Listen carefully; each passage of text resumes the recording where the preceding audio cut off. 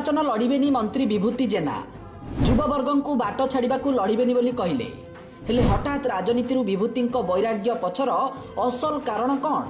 निर्वाचन को 3 वर्षरू अधिक समय थिबा बेले एबेठू संन्यास घोषणा काहींकी?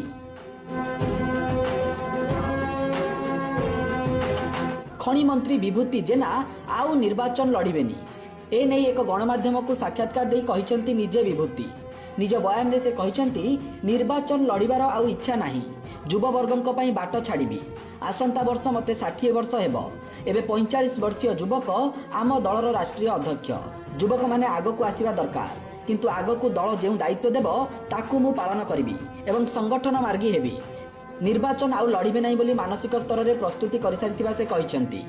तेबे 2009 रु लगातार गोपालपुर आसन निर्वाचन लड़ी प्रदीप पाणिग्राही पराजित हेउथिले विभूति जेना लगातार से 3टी निर्वाचन रे हारिथिले हेले 2024 रे प्रदीप पाणिग्राही बीजेडी छाड़ी बीजेपी रे जोग देले आउ लोकसभा निर्वाचन लड़िले तेणु एथर विभूतिंक रास्ता सफा होईगला हेले प्रथम थर निर्वाचन लड़ी मंत्री होइतिबा विभूतिंकर एभली मोह भंग हेबा पछर असल कारण कौन? निर्वाचन जितिबाकू 2 वर्ष भी पूरीनी परवर्ती निर्वाचन को 3 वर्षरू अधिक समय बाकी अछि एभली समय रे निर्वाचन राजनीति विभूति संन्यास घोषणा समस्त को आश्चर्य करिछि। सेपटे एभली घोषणा पछरे भी राजनैतिक चाल थिबा तांकरी दल भितरे चर्चा हेउछि। प्रथम थर मंत्री होइतिबा विभूति को एथर मिलिथिला खनि और परिवहन विभाग हेले एही 2टी विभाग पई एबे राज्यर बीजेपी सरकार सबुठु बेसी बदनाम सारा राज्य रे चलीथिबा बेआईन बाली कारबार एबे सरकार अड़ुआ परिस्थिति सृष्टि करिछि।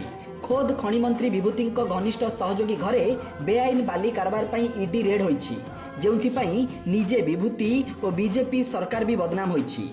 सेपटे परिवहन विभाग कथा न कहिले भल प्रदूषण नियंत्रण सर्टिफिकेट नारे लोकों को दहगंज करने जोगु सरकार विरोध में जनमत सृष्टि होइछि। सेपटे ए मामला रे सरकार हाईकोर्ट भी सख्त चापुड़ा खाइचंती। एभली स्थिति रे 2टी विभाग रे निजर विवादीय काम और निष्पत्ति पई बदनाम होई सारिचंती विभूति जेना सारा राज्य रे तांको छवि खराब होइतिबारु लोकों समवेदना साउंटिबाकू एभली अदिनिया संन्यास घोषणा बोली बीजेपी भितरे चर्चा हेउछि।